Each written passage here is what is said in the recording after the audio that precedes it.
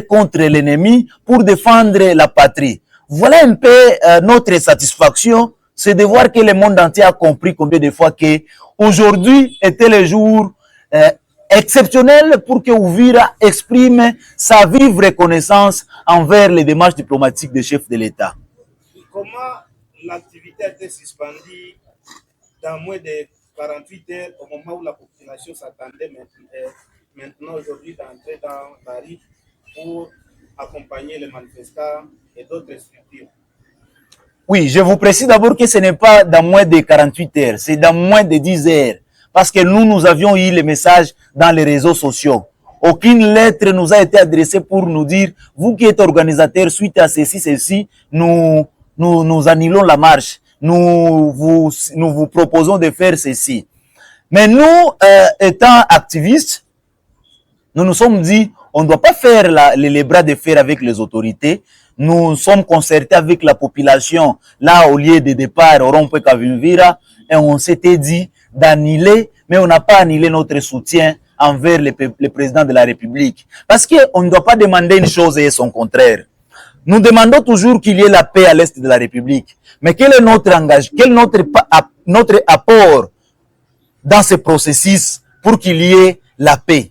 Et c'est pourquoi aujourd'hui on s'était dit de manifester, de montrer à travers cette marche notre apport, notre part dans ce processus de consolider la paix de la République. Parce qu'on a toujours dit que dans tous les grands pays mondiaux qui ont réussi à consolider la sécurité, ce sont dans les pays où la paix, la sécurité est prise dans les mains de la population. Et nous, c'était une façon de nous approprier les initiatives des chefs de l'État, de nous approprier toutes les initiatives de toutes les institutions congolaises pour consolider la paix et la sécurité. C'est grave de voir que les pays étrangers commencent à nous accompagner et nous, Congolais, puissions rester silencieux sans toutefois quelque chose en faveur de la paix. Voilà pourquoi on s'était dit, à travers cette marche, manifester notre accompagnement en faveur du président, en faveur de la paix, pour l'intérêt général de la paix et pour montrer combien de fois nous soutenons tout le monde, le président et toute personne qui se mène dans cette lutte de nous consolider, de nous faire une paix durable. Votre marche avait une implication de l'autorité locale, dont les maires adjoints de la ville qui parlent à Kapenda Kiki. Et il avait bien avant annulé aussi cette marche. Qu'est-ce que vous dites comme en tant qu'activiste des droits humains? Parce que vous étiez aussi parmi les organisateurs. Oui, la marche en soi était organisée par les structures citoyennes. Mais il y avait des demandes qui étaient de manière éparse. C'est pourquoi l'autorité urbaine nous a appelés pour qu'on discute en fait de faire quelque chose de grandes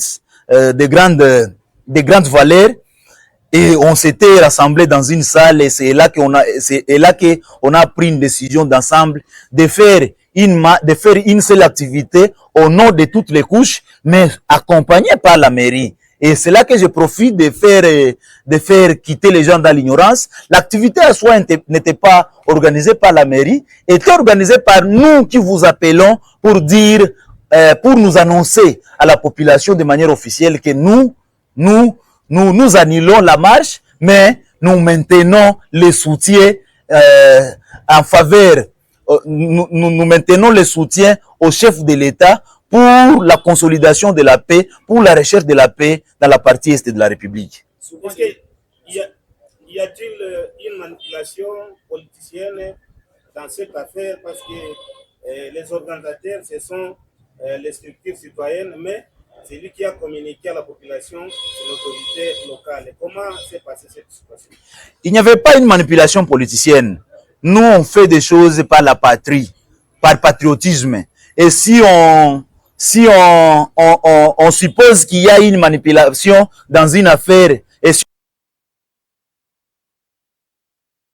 parce que nous faisons sur base de l'engagement qui vient de notre sang, de celui de défendre notre patrie. Mais la manipulation politicienne a intervenu pour interdire cette marche. On a eu des informations dans les couloirs qu'il y a eu certaines autorités qui se sont lamentées comment une telle activité doit se faire sans elles, comment ça. Mais aussi, on a entendu qu'il y a certaines structures qui se disent comment elles vont faire ça pour recevoir des géants de la ville. Non, on ne le fait pas pour être vu géants ou grandes personnalités de la ville, mais nous le faisons par patriotisme. Demain, nous mourrons et nous aimerons que les générations futures disent que on avait Pasteur, on avait Puibe, on avait tel, on avait Alphonse Moufariji, qui militait pour l'intérêt général de la République, pour l'intérêt général de la RDC, de la province du Sud Kivu et pourquoi pas de la ville d'Uvira, notre alma mater.